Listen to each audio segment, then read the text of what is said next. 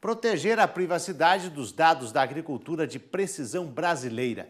Esse foi o tema de uma audiência pública na Câmara dos Deputados, que debateu o projeto de lei 4060 de 2012. A reunião serviu para mostrar a importância estratégica dessas informações para o país, já que registram a produção e os insumos utilizados em cada propriedade. Por exemplo, e quem tem os detalhes é o repórter Pablo Ulisses. Bom dia, Pablo. Bom dia, Marcelo Lara. Eu estou aqui com o assessor técnico da CNA, Rogério Avelar, que participou dessa audiência pública na Câmara para discutir a privacidade de dados na agricultura de precisão.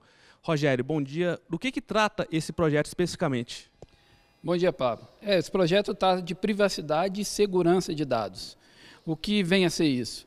Você tem, no caso da agricultura de precisão, dados que são coletados do produtor, da propriedade rural, e esses dados são encaminhados para um banco de dados de uma empresa e lá são processados. E a grande questão é, esses dados continuam seguros nessa empresa, outras empresas têm acesso a esse dado, ou ele só retorna para o produtor como uma recomendação e a coisa fica por aí. Bom, e por que tantos setores do agronegócio estão acompanhando esse tema de perto? Isso é muito importante porque hoje a agricultura de precisão está em todos os setores.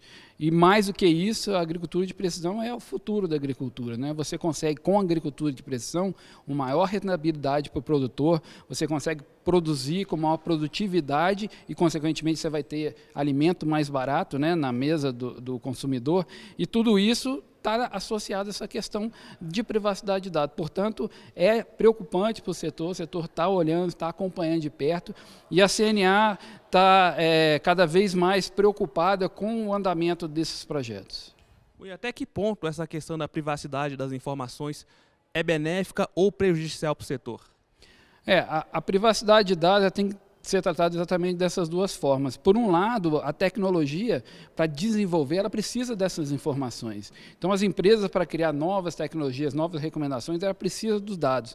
Mas, por outro lado, é importante que esses dados sejam utilizados para o desenvolvimento de tecnologia e não de uma maneira comercial, por exemplo, como já aconteceu no próprio Estados Unidos, onde algumas empresas estavam vendendo esses dados e, inclusive, manipulando mercados, né, agrícolas, porque você tem nessa condição, quando você coleta o dado, de saber, por exemplo, quanto está sendo produzido naquele momento em determinadas culturas naquele país.